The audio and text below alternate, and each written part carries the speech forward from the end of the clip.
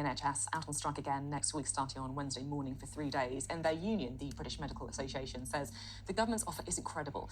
Ministers say demands for up to 35% increases to make up for years of below-inflation pay settlements is unaffordable. Well, we're joined out by the BME's Junior Doctor Committee Chair, Rob Laurenson, who joins us now. Thanks for being on the programme. So strikes next week, what's the impact going to be? Well, I think it's a real shame that we're having to call strike action again because the government's offer, which was 5% and £1,500, was nothing to that. Began to even restore the pay erosion and in fact would have led to another real terms pay cut. So unfortunately we've had to call for another 3 days of strike action, and I'm afraid that there will be some disruption in elective and outpatient care for patients, which I don't think anyone in this country can afford. So I don't understand why the government won't come back to the table and won't put a credible offer to the table. I want to talk about what a credible offer would look like in a moment, but just to sort of talk in a minute about the impact on patients.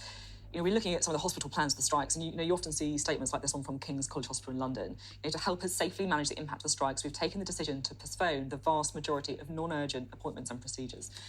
Non-urgent makes it sound not so bad, but these people might be waiting months, years even for procedures. Would you like to apologise to them? Well, I think you make a really good point there in that when hospital leaders say non-urgent, non-urgent might be something like a non-cancer, but it's still really important to each individual patient who has been waiting. So would you apologise to them? Often waiting for a really long time. I think what's really important is that the government has failed for over a decade now to produce a credible workforce plan that's going to be able to address outpatient waiting times. And we've seen over the last 10 years, waiting times for appointments go up and up and up. It's the government's responsibility to fund and resource a healthcare system that works for everyone in this country. I think a lot of people would agree with that, including people who are being impacted by these strikes.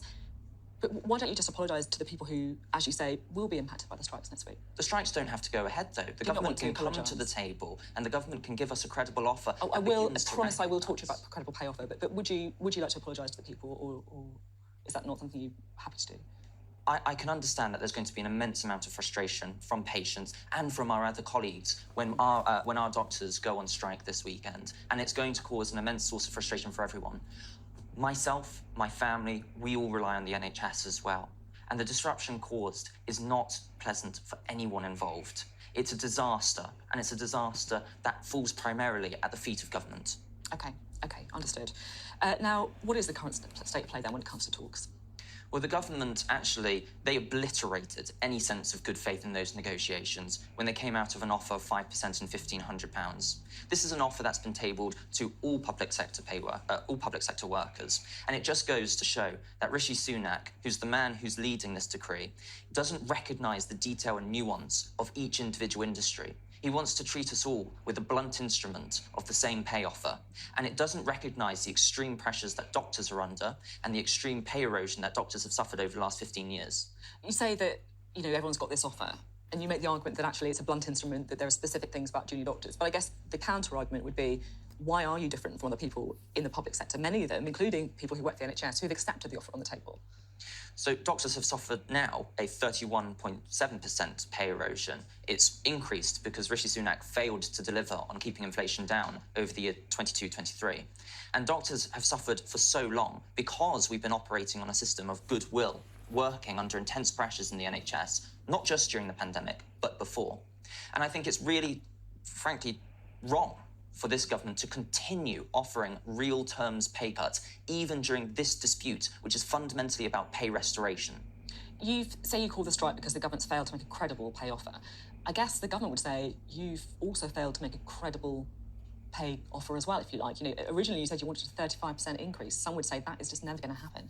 What would you accept? So our pay demand is for full pay restoration, so that no doctor is worth less now than they were in 2008. Because we've sustained 15 years of pay cuts. So what would that mean then, in simple terms? What pay rise are you looking for?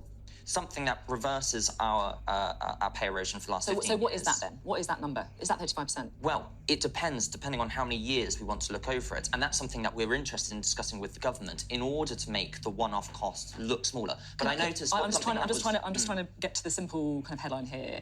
Forgive me for being slightly bamboozled by the figures, but what is that roughly? I mean, are you talking 10%? Are you talking 35%? What would that look like? Well, it depends how many years we want to look over. Okay, so how many years do you want to look over then? What would it be? Well, we're happy to look over a range of years, but we need to be working with governments to understand where their headspace is and what they think is affordable. Now, I think when they say fair and reasonable, then they're not being fair and reasonable. A real terms pay cut this year is further pay erosion. It so goes would a 10% no way. pay rise be fair and reasonable? No, it wasn't. So you need more than 10%? We would, yes, because our pay erosion has been 31.7% now over 15 years. So you want more than 30% pay rise? We would need to structure it over a series of years, and that's something that we'd be happy to do. But I noticed in one of your previous interviews, you yourself even described £1 billion as a rounding error. Yeah, this was talking about the very good attention to detail. I was talking about Labour's £28 billion green investment, for example. So if you were looking at a Labour government, which we could very well be seeing, would you be happy then if they wouldn't give you a 35% pay rise, but they'd be willing to spend £28 billion on green investment? Is that what you're saying? So our priorities here are to represent doctors and to be able to restore the pay erosion that doctors have seen. Because as you said at the beginning of our interview, waiting times for appointments are astronomically high. It's not fair or reasonable for patients to be waiting 2 years for outpatient elective activity. And we can only fix that issue if we fix the workforce crisis. On Thursday, you announced that you're reballoting members to extend your strike mandate beyond August. So how long could these strikes go on for? Well, we'll be reballoting between the 19th of June and the 31st of August. That will give us an extended 6 months mandate, which will look towards March of 2024. And if we need to, we will reballot again during that period to extend our mandate further. So you're talking about the first deadline being effectively March next year, but that could be extended if you don't get what you want. You're in this for the long haul. Our members have given us a clear instruction. They would like us to pursue full pay restoration back to 2008. And that's what we intend to do in our representation of our doctors and our healthcare system. No matter what the impact is on the NHS and on patients? The long-term impact on the NHS without a workforce and without doctors as they flee to countries like Canada, Australia and New Zealand is that these waiting lists will increase. We heard from the Royal College of Radiologists recently that there are significant delays to cancer care all year round, not just in winter.